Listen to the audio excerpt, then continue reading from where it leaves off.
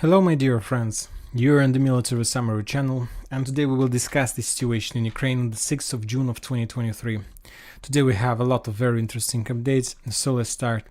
And as usually and currently the most important and the most interesting updates are coming from Vremivka tactical bridgehead and of course from Zaporozhye, from Kherson area, from Novokakhovka dam. But first we're going to start with Vremivka tactical bridgehead. As you can see, I have added another icon, the Battle of Vremivka tactical bridgehead, because today we've got the first numbers of the battle. Currently, I'm not saying that this battle is over, but the Minister of Defense of Russian Federation, Shoigu, gave us first numbers, so let's discuss them. The Minister of Defense reported that the Russians, the main forces, and he's saying that the Ukrainians were defeated, and during the previous 3 days, the Russians won those 3 days of that battle. The main Russian forces were the 37th and 60th Motorized Brigade and 433rd Motorized Regiment. So when talking about this map, we can find these brigades located in this area. On every single deployment map you can find in open source. The main Ukrainian forces who were defeated during the previous 3 days were 23rd, 31st, 37th and 68th Jaeger brigades, and we can also find these brigades on the front line. This is 23rd, this is 31st, this is 37th, and this is 68th Jaeger brigade that is located between, let's say, Velika Novoselovka and Ugledar. And the Russians are saying that as a result of those defense operation or Ukrainian storming operation, the Ukrainians lost 3,715 soldiers. They haven't provided us information about the number of wounded or killed. So anyway, I believe that this number includes either the wounded and killed soldiers. Furthermore, the Russians reported they destroyed 52 tanks, 207 fighting armored vehicles, 134 regular vehicles, and 48 artillery systems. Also, the Russians reported that the Russians lost just 281 soldiers, including 220 wounded and 71 killed. Of course, it's up to you to believe or not these numbers, and according to the Minister of Defense, the ratio between Russian losses and Ukrainians is 1:52. This is a very crazy number, of course, and it's up to you to believe or not, but there are a lot of things that hard to believe, of course. And for example, today the Minister of Defense also published the video how was they're saying that as a result of attacks of helicopters or probably other types of weapons, they managed to destroy Leopard, the second Leopard, and this video ran around the world. And after a few hours of that, after the Minister of Defense published this video, a lot of bloggers and military experts reported that that wasn't a Leopard and that was just a regular tractor, just a regular agricultural tractor. And after that, a lot of people start saying that how the worldwide can believe the numbers that are provided by the Ministry of Defense if they publish a photo and video of destroying a regular agricultural tractor. And of course, it's a lot of questions about this. And after that, the Russians bloggers, I believe, were trying to find a solution how to reduce the negative things in direction of Ministry of Defense, and they published a video of agricultural tractor, and they're saying that this is also a Leopard, but it's not a tank. It's a Leopard, it's not a tank. So they were saying that the Russians did destroy Leopards, but nobody saying that the Russians destroyed tank Leopards. They destroyed just a regular agricultural tractor. So this is the situation about Vremivka bridgehead. Furthermore, the Russians reported that Ukrainians lost every single settlement they managed to capture during the previous days of clashes, and they left Novodonetsk, but the Russians reported that they attacked in this area. By this evening of the local time of the 6th of June, the Ukrainians regrouped on the north of Novodonetsk and made another attempt to attack this settlement. And the Russians are saying that by current time, they managed to return control over the northern part of this settlement, and currently the Ukrainians are trying to maybe to build or bridgehead in this area, or let's say to establish finally positions, and after that they will continue proceeding further to the south, trying to push the Russians back in direction of Kremenchuk. So the Ukrainians will continue advancing and will continue attacking the Russians in this direction. When talking about Niskuchna and when talking about Novodarivka, Rovnopol, there were no changes from this area during the previous 24 hours. The only thing that the Russians reported that Ukrainians lost helicopter Mi-8 in the vicinity of Novopol. Furthermore, at the same area of South Donetsk and Zaporozhye area, the Ukrainians lost one Su-27 in the vicinity of Andriivka, and also the Ukrainians lost another Su-25 in the vicinity of Ugledar. Probably, as we know, Su-25 the Ukrainians use for supporting of storm operations, sometimes to support and defend the Su-24 aircrafts that can carry Storm Shadow missiles, and Su-27s the Ukrainians were using probably to shut down or destroy the Russian Su-34 that during the previous 3 days were walking in the area of Vremivka Tactical Bridgehead and South Donetsk area. When talking about South Donetsk area, this front line is calm, no changes. The only update that the Russians reported, they destroyed the ammo depot of 108 Defense Brigade in the vicinity of Sherbaki. And when talking about deployment map, this brigade, the main forces of that brigade is currently located in the vicinity of Vremivka and Niskuchna, and probably the Ukrainians keep these defense forces to protect the territory that the mechanized forces will try to capture during the next days of offensive operation.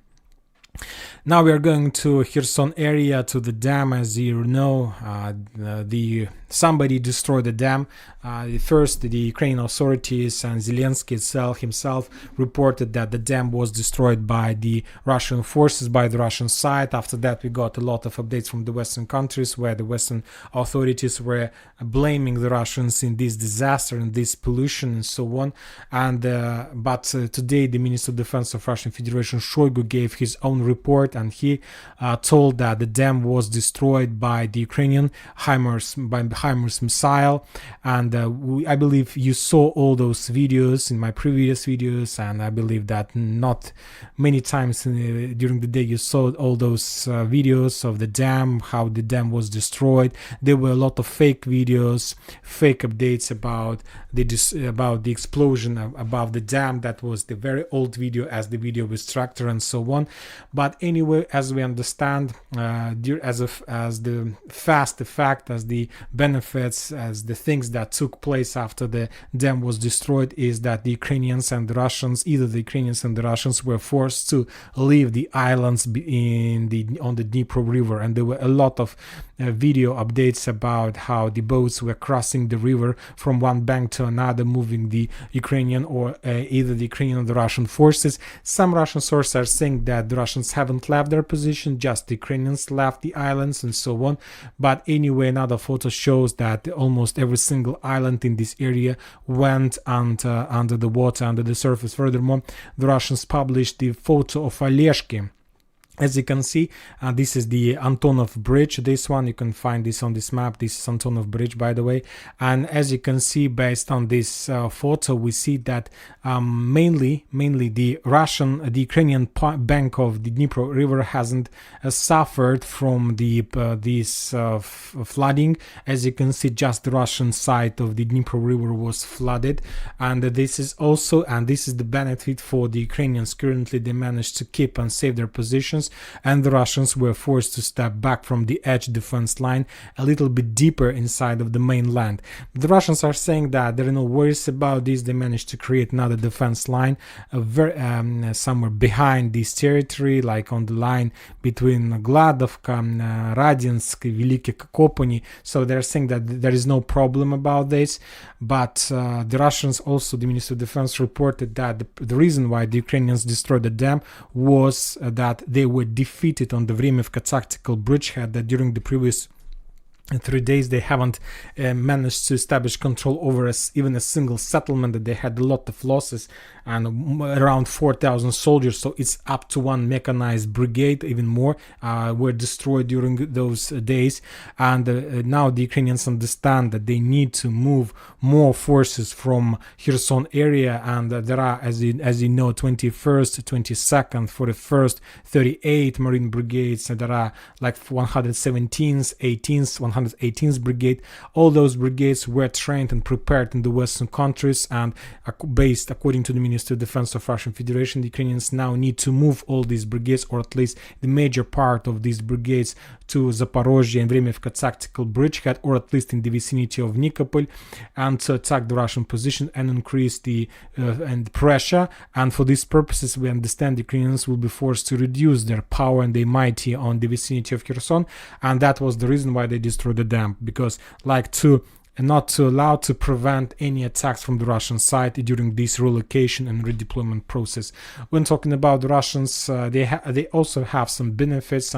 They could achieve some benefits as a result of that attack. First of all, the talks about regrouping and securing this area and preventing this area from any attacks works in both favor, not just in Ukrainians. By destroying the dam, the Russians also could secure themselves from any attack from the Ukrainian side into the Kherson flank, at least for the next few days during the most active intensifying phase of fightings and clashes on Vremyevka tactical bridgehead. Now let's talk about Energodar and Nikopol, about these territories. The Ukrainians lost another Su-25 in the vicinity of the settlement by the name of Babina, and furthermore the Russians reported that Ukrainians during the day made at least one attempt to cross Dnipro River exactly in the direction of that settlement Babina, and probably the Su-25 was to secure and support the Ukrainian Marines who were trying to cross to bypass the river. That Su-25 was destroyed and that attack was repelled. Furthermore, the Russian sources are saying that and the Ukrainians confirms, of course, that the level of Dnipro River exactly in the vicinity of Energodar and Nikopol goes down because the water from this area goes to the south in direction of Kherson, and the level of water in the vicinity of Kherson rises, as we saw based on this picture, and the level is going to continue rising. So that means that soon the distance between Nikopol and the bank or opposite bank of the river will be reduced because of the fact that the water goes from this area, and the Russian sources are saying that probably the Ukrainians will make few attempts, or at least they will try to cross Dnipro River in this area and to attack the Zaporozhye power plant. And this is also the purpose why they took a decision to destroy the dam and to move the water from this area. Anyway, we'll see. The Ministry of Defense also added that as a result of fighting in Kherson area, the Ukrainians lost 25 soldiers and 2 armored vehicles. Now we are going further, and now we are going to talk about Marinka.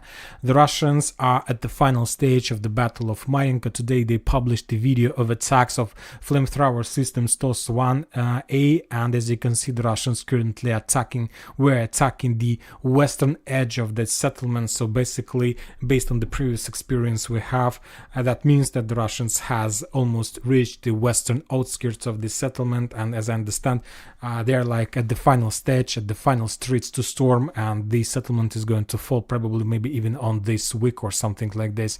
When talking about Donetsk area, Avdiivka, and all these settlements, there were no updates about numbers, neither about the numbers nor about any activity and so on. Now we are moving to Bakhmut, to Artyomovsk area. The Ministry of Defense reported that Ukrainians made few attempts to attack the Russian flanks. The Ukrainians were attacking using the 5th Brigade from Ivanovska in direction of Klishevka.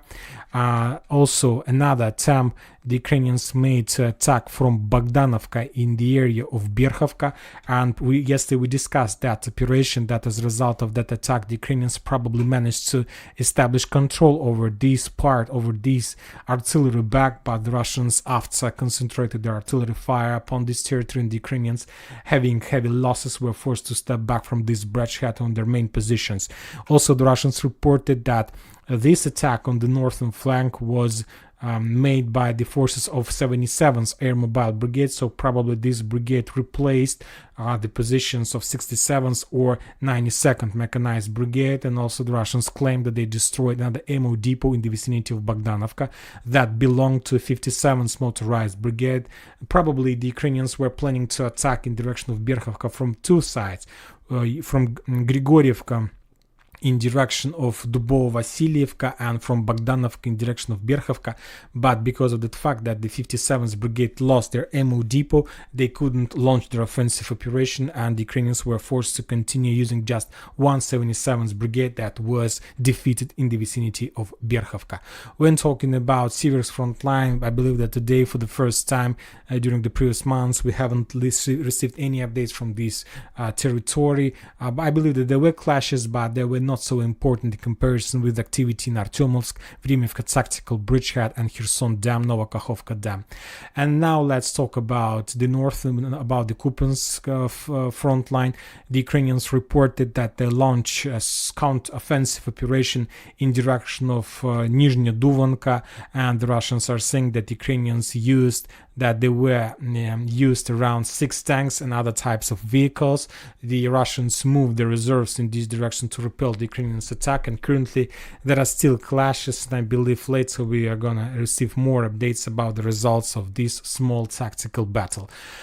Starting after, as soon as the dam was destroyed, as soon as we received the first numbers of the battle for Vremikov Tactical Bridgehead, we stopped receiving updates from Belgorod, or at least the level of those updates reduced. Probably the Ukrainians stopped attacking and shelling the settlement, and all these things are entirely connected between each other. The results of first days of Vremivka battle, the Belgorod shelling, and the situation with them. Another interesting update is coming from Kiev today. After the dam was destroyed, the President Zelensky made a meeting, and he called all his most important people of Ukrainian power, of Ukrainian authorities, and on this photo, this is a fresh photo, you can find Zelensky itself, and also you can find Zaluzhny. So that means that this photo confirms that everything is okay with Zaluzhny, he is alive.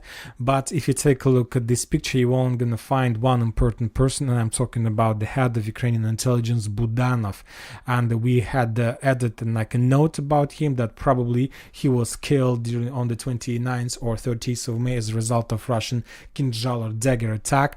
But the other sources are saying that Budanov these days was redeployed to Kherson, and currently he is the one who controls and coordinates the operation in Novokakhovka Dam, and he was exactly the executor and the main controller of that operation and of that explosion on that territory. So this is the situation. Two options: or he is dead, or he was in Kherson and controlled the situation on this bank of the river.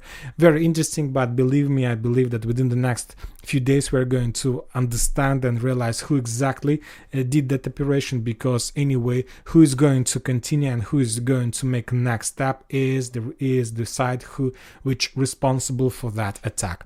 And that's it for today. Military Summary channel reminds to condemn any violence in the world. Thank you for watching. Subscribe to my channel, put your likes, join my Patreon, and have a good day. Bye bye.